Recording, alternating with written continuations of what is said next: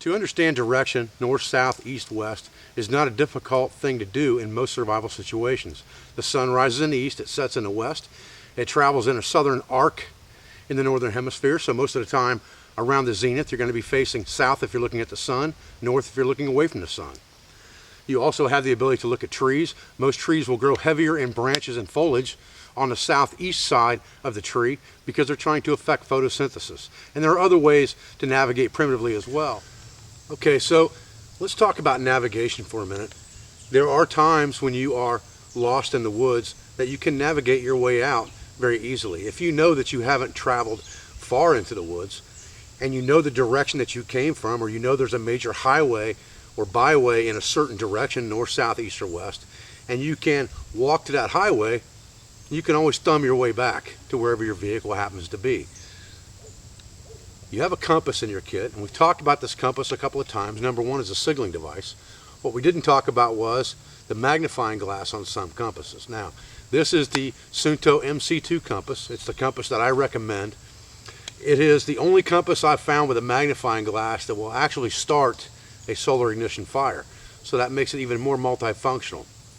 It has a signal mirror. It has a way to start fire. It also is part of our first aid device because we can now see our face. If we were to get an injury somewhere that we couldn't see, we can see it with our mirror. So those are all important features of this compass. There are other features of this compass that need to be discussed because the reason we're carrying this compass is for one reason. It's so that we can walk a straight line. Every person is either right-brained or left-brained, and every person experiences what's called lateral drift. Unless you have a visual sight on something you're walking to and you can see it in front of you, you cannot walk straight to that object. So if I look off of a high ground ridge to another ridge and I pick an object on that ridge, if I look at it with my eyes and I can see it the whole time I'm walking to it, I can get there easy enough. If I go down into a valley where it becomes obscured by trees, I can no longer walk straight to it because of lateral drift. I will start to favor my left or right side, and eventually that will cause me to walk in a circle, which is what you hear oftentimes when people are lost, that they walk in circles, and that's because of lateral drift over distance. A compass will keep you from experiencing lateral drift and allow you to walk in a straight line, even to objects that you lose sight of. We're going to discuss the attributes of this compass and how to use it to sight a visual bearing and plug an azimuth or travel bearing into our compass. Okay, let's talk about our compass for just a minute.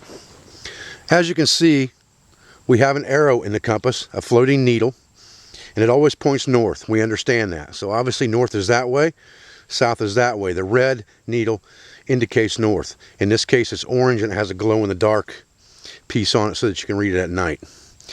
Our compass also has a bezel ring which moves, and this is our bezel ring. The bezel ring has cardinal directions all the way around it. It also has an outer ring of degrees on it from 0 to 360, and it glows in the dark as well. Inside our bezel ring, what you can see is a series of lines, and you can see that there is a glow-in-the-dark set of lines right here with a red arrow, and that's called the doghouse. If we move that red arrow so that it's over our north arrow, just like this, and we have what's called the arrow in the doghouse, as long as we don't let that arrow leave the doghouse when we're walking in a straight line. And that's a very important concept to grasp before we talk about shooting a bearing. So if we turn our body this direction, the arrow leaves the doghouse. We're not walking straight anymore. If it moves that direction and moves out of the doghouse, we're not walking straight anymore. We have to maintain that needle in the doghouse look to be able to walk a straight line. Okay, on many compasses you have what's called adjustable declination. We're not going to get deep into declination today, but on the back you can see that there's an adjustment screw, and that is so that you can adjust the declination for where you're at, left or right of the magnetic pole in the United States, so that your compass can match your map. In my opinion, if you're carrying a map and a compass, you probably shouldn't have been lost to begin with, because you should understand how to use that map. So we're talking rudimentary survival skills right now of following a visual bearing that we plug into our compass so that we can walk a straight line, and that's all we're discussing for a 72-hour survival scenario. Okay, I have an orange bandana pinned to a tree approximately 30-40 yards in front of us. And you can see how the color orange contrasts with the environment just by looking at that bandana. The reason it's pinned there is so that you can see what I'm aiming at when I set this compass up to take a visual bearing.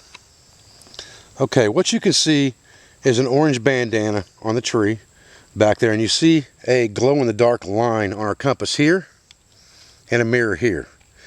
What we will do is we will crouch down, set this mirror so that we can actually read the bezel ring through the mirror. We will aim with this sighting line at the object in front of us. We'll get a steady position, and I'll show you that in a minute, and then we will move our bezel ring looking in the mirror until we get the needle in the doghouse as we discussed. Once the needle's in the doghouse, we can double check our bearing a couple times to make sure it's right. Look up, look at the bezel, look up, look at the bezel. 3 times is a good rule.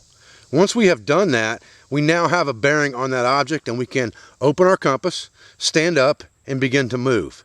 And as long as we don't move left or right, the needle will stay in the doghouse, and we'll be walking a straight line toward that object. Okay, so what that's going to look like from behind is I'm going to get a good steady position, keeping the compass in the center of my body, making sure that there are no metal objects near the compass. Even wedding rings can throw this thing off. Watch bands that are heavy metal, things like that. I will then move the mirror up slightly until I can see the bezel ring in the mirror.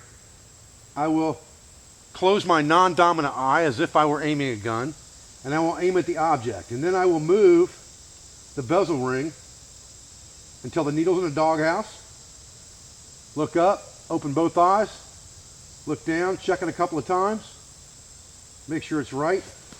At that point, I will stand up and keep the compass in the middle of my body and begin to move. As long as I keep that needle in the doghouse, I will walk in a straight line toward that object, whether it is 500 feet away or a mile away. Now, a good trick to understand when you're doing this is to what's called leapfrog. Once you've set that bearing and you start out, look at your compass and find something that's directly in line with that bearing that's in front of you that you can see. Walk to that object. Pull your compass back out, look for another object that's directly in that line, and walk to that object. That way you're not doing this the whole time you're walking and baby stepping it, trying to keep that arrow in the doghouse. If I get a visual bearing on something that's in a direct line and my needle's already in the doghouse and it's a direct line of sight, now I can walk to it without the compass because I can see it. Then I can leapfrog to the next object and the next object, as long as the needle doesn't leave the doghouse. As long as it's the same exact bearing, and I move around until I find something that is a tree, a bush, whatever the case may be, and walk to that, I will walk a straight line to my intended target. Now, if you're looking for a major roadway and you're off 10 degrees, is it going to make a difference? No, it's not. If you're looking for a specific location, like you're trying to walk to a certain area of a saddle on the side of a ridge, 10 degrees can throw you off very much. So you need to understand and practice this technique before you need it.